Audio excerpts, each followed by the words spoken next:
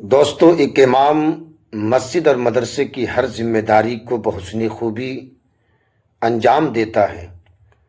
وقت پر نماز پڑھاتا ہے، مدرسے میں بچوں کو قرآن اور حدیث کی تعلیمات سے آپ کے بچوں کے مستقبل کو روشن کرتا ہے۔ آپ خود سے اذان بھی نہیں دے سکتے، خود سے اپنے والد کا جنازہ بھی نہیں پڑھا سکتے، خود سے آپ مرغا ذبح نہیں کر سکتے، اپنے گھر کے بچے کی پیدائش کے موقع پر آپ خود سے اس کے کانوں میں اذان اور تکبیر نہیں کہہ سکتے۔ اس کے بعد بھی امام پر اتنا بڑا ظلم، اماموں کے ساتھ ایسا رویہ، آپ اپنے نسل کو کیا پیغام دینا چاہتے ہیں؟ آپ کی اولاد، آپ کی آنے والی نسلیں جو دین اور اسلام کی تعلیمات سے کوسوں دور چلی جا رہی ہے۔ بہت ساری باتیں ہیں، یہ ایک درد بھری کہانی ہے جو یہ حضرت کی زبانی آپ حضرات سماعت کریں۔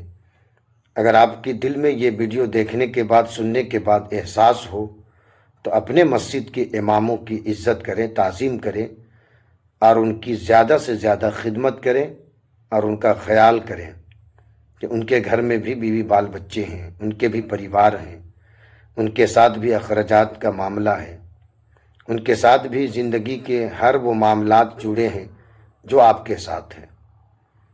پہلے آپ ویڈیو دیکھیں، اگر آپ کے دل میں احساس ہو جائے، ایک امام کا درد پیدا ہو جائے تو اس ویڈیو کو آپ خوب شیئر کریں اور اپنی رائے آپ کمنٹ میں پیش کر سکتے ہیں۔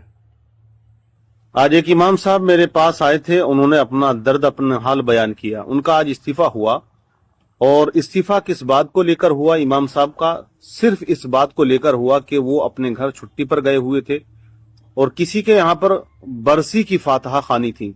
جس کے یہاں پر برسی کی فاتحہ خوانی تھی، امام صاحب نے اس کو بولا تھا میں گھر جا رہا ہوں، آپ اگر کہو تو میں رک بھی سکتا ہوں۔ تو انہوں نے کہا نہیں، فاتحہ ہی تو ہونی ہے، آپ چلے جائیے گا۔ امام صاحب کا بیان یہ ہے کہ میں اپنے گھر چلا گیا، اگلے دن متولی کا فون آتا ہے میرے پاس میں، اور اس نے کہا کہ آپ اپنا حساب آ کر لیجیے، لوگ آپ سے بہت خفا ہیں، بہت ناراض ہیں، آج فاتحہ تھی اور آپ رک نہیں پائے۔ تو امام صاحب نے کہا کہ اس سے میں نے کہا تھا کہ اگر آپ کہو تو میں رک جاؤں، اگلے دن چلا جاؤں گا۔ اس نے کہا کوئی ایشو نہیں، آپ جا سکتے ہو۔ لیکن اب اس نے گاؤں میں جو واویلا مچایا، اس جاہل آدمی نے، خرافاتی نے یہ کہا کہ میرے یہاں پر میلاد شریف ہوئی تھی اور میرے یہاں تو امام صاحب رکے نہیں۔ متولی کے یہاں انہوں نے بہت زیادہ شور و شرابہ کیا۔ متولی نے ان کو، امام صاحب کو بولا کہ آپ آ کر حساب کر لیجیے۔ امام صاحب نے اپنے درد بیان کرتے ہوئے بتایا کہ میں گیا اور جانے کے بعد میں نے کہا کہ میرے جو 15 دن آ چکے ہیں مہینے کے، آپ میرا حساب کر دیجیے۔ تو متولی صاحب نے کہا کہ 15 دن کے آپ نہیں پیسے لیں گے، چھٹیاں آپ کی کٹیں گی، جو آپ کل گئے ہو، کل کا دن آج کا دن بھی کٹے گا، 12 دن کی تنخواہ آپ کو دی جائے گی۔ 15 سے 12 دن کر دیے گئے، 1 گھنٹے میں، ایک ہی دن میں ان کا فیصلہ ہو گیا۔ انہوں نے امام صاحب کا تبادلہ کر دیا، استعفیٰ کر دیا، 12 دن کی تنخواہ دی، پلس امام صاحب حجرے کی جو چابی ہوتی ہے تالے کی، وہ بھول گئے تھے۔ ٹینشن ہوتی ہے آدمی کو جب انہوں نے سنا کہ متولی کہہ رہا کہ آپ آ کے حساب کر لیجیے، بہرحال وہ بھول گئی، یا کرتے کی جیب میں وہ دوسرے میں رہ گئی۔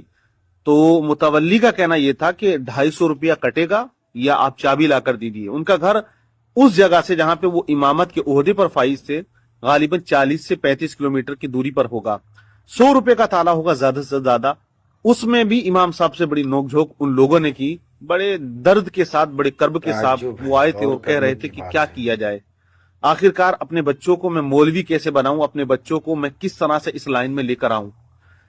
اب آپ مجھے بتائیے گا حال کیا ہے لوگوں کا، صرف اس بات پر کہ وہ رکے نہیں یا ان کو روکا نہیں گیا، پھر پیچھے خرافات کو پھیلا دی۔ تو مجھے آپ بتائیے، کیا آنے والی نسل اپنے آپ کو مسلح پہ لانے کی کوشش کرے گی؟ مجھے تو لگتا ہے کہ نہیں کرے گی۔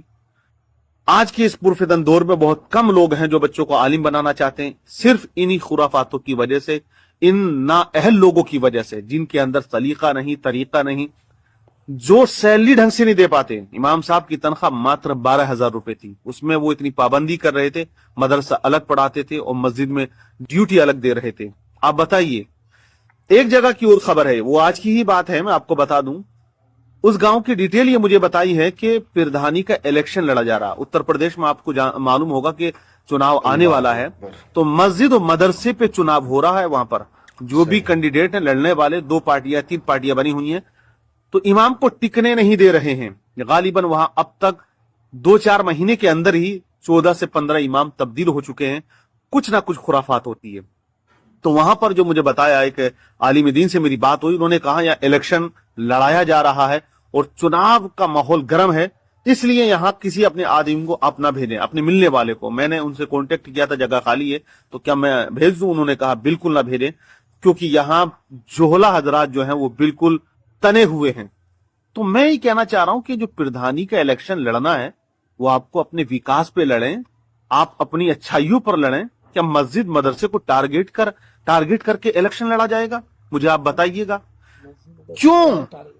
अगर आपकी यहां पर ही चल रही है, हालांकि मुसलमानों की चल तो कहीं नहीं रही है, न तहसील, न थाना, न कचहरी, कहीं पर सब जगह से बाइकआउट है और सुपड़ा साफ ही हो गया है। जहां चलती है थोड़ी बहुत वो मस्जिद होती है, मदरसा होता है। पॉलिटिक्स बहुत से लोग करते हैं, तो मेरे भाई कभी मस्जिद मदरसे पर पॉलिटिक्स आप ना करें। जो लोग मस्जिद मदरसे पर पॉलिटिक्स करते हैं, राजनीति करते हैं, वो बड़े ही छोटे जहन के लोग होते हैं। इसलिए इमामों को सताने का काम बिल्कुल बंद कर दो, वरना वक्त वो आगा कि नमाज जनाजा के लिए भी आपके गांव में कोई अच्छा आलिम दीन आपको ना मिल पाएगा। वही दौर अब पलट के आ जाएगा जो दौर पहले था कि लोग तलाश किया करते थे हमें कोई मिल जाए।